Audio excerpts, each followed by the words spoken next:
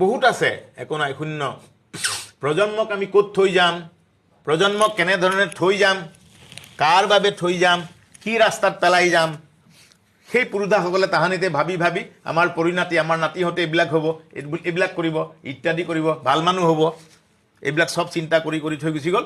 সেই প্ৰজন্ম, সেই পুৰুধাসকলে অৱহেলিত। নাম ল'বৰ সময় নাই, কেৱল মাত্ৰ মৃত্যু তিথি সেইদিনা ফুল তুলসী দি কৰিব।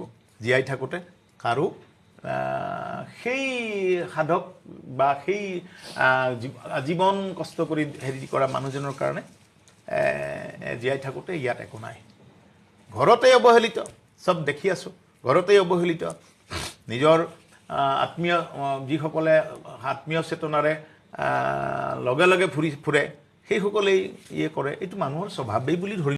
ভিডিঅ'টো যদি মানুহলোকে চালে প্লিজ চেনেলটো ছাবস্ক্ৰাইব কৰিবলৈ নাপাহৰিব।